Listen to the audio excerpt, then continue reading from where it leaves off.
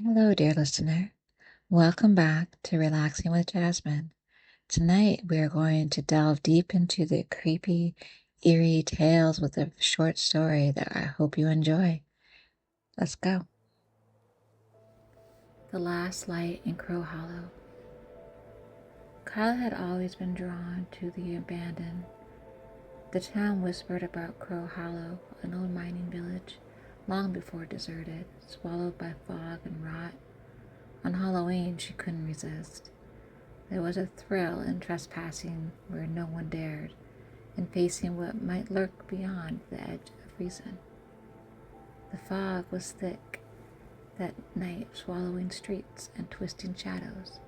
She parked her car in the town's edge and followed the cracked road into the hollow. The buildings leaned into one another, broken windows like dead eyes watching her. Her flashlight cut a narrow path, but the darkness seemed to pulse, moving just beyond its beam. At first, it was normal, peeling paint, shattered glass, rotting wood. But then the whispers started. Quiet at first, almost subliminal. A breeze? She shook her head. But the whispers grew louder, voices overlapping, instant but urgent. Leave. Leave. Leave. Kyla tightened her grip on the flashlight. It's nothing, she muttered, just the wind. She entered what had once been the town hall. The door slammed behind her. She spun, but the way she came, it was gone. The hall stretched impossibly long, walls bending and twisting. Her flashlight flickered. When it came back, shadows moved along the edges, watching. A figure appeared at the far end, a young girl, then pale, wearing tattered clothing. Kyla stepped forward. Hello, she said, voice trembling. The girl raised a hand. Her face shifted. Then it became Kyla's own. Her heart stopping, she tumbled back. The voice echoed her. Finally, you're here. Kyla ran, but the building changed with every step. Hallways looped impossibly. Doors led to rooms that hadn't existed seconds ago.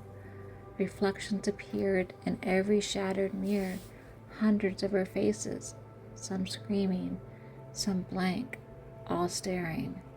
The whispers became voices, calling her name, mocking her, pleading with her. She ducked into what looked like a small bedroom.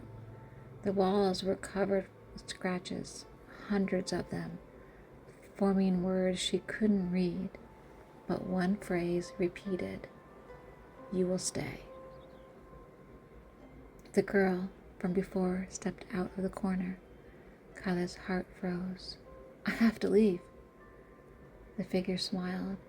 You're already inside. You'll always be here, and you've always been here.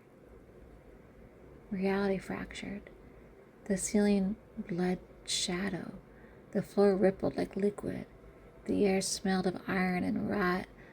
Kyla screamed as dozens of her own selves paced against the walls, trying to escape, faces twisted in silent terror. Each time she blinked, she was somewhere new, yet exactly the same place, trapped in an endless loop. She ran through foggy streets, past houses that weren't there before, past windows that reflected not her, but empty sockets where ice should have been. She stumbled into the town square. A single lamppost flickered on. Beneath it lay a shallow pit, filled with dark water. Kyla leaned over. Her reflection stared back, but its mouth opened wider and wider, impossibly wide. You're ours now, it whispered. Her flashlight slipped from her fingers, clattering into the pit. Darkness swallowed it. The reflection reached out and the water rippled, pulling Kyla in. She struggled, but the ground beneath her vanished.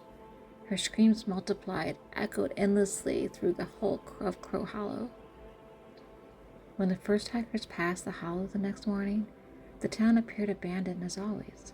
The lamppost was gone, the streets empty, but if you lingered long enough in the fog, you might hear a faint voice. Kyla, join us. Stay. And sometimes, if you stare into a puddle in the middle of Crow Hollow, you'll see her face. Pale, hollow, smiling, impossibly wide, reaching out for anyone who dares to look. No one leaves Crow Hollow once a fog has claimed them, and Kyla, she hasn't gone. She's just waiting.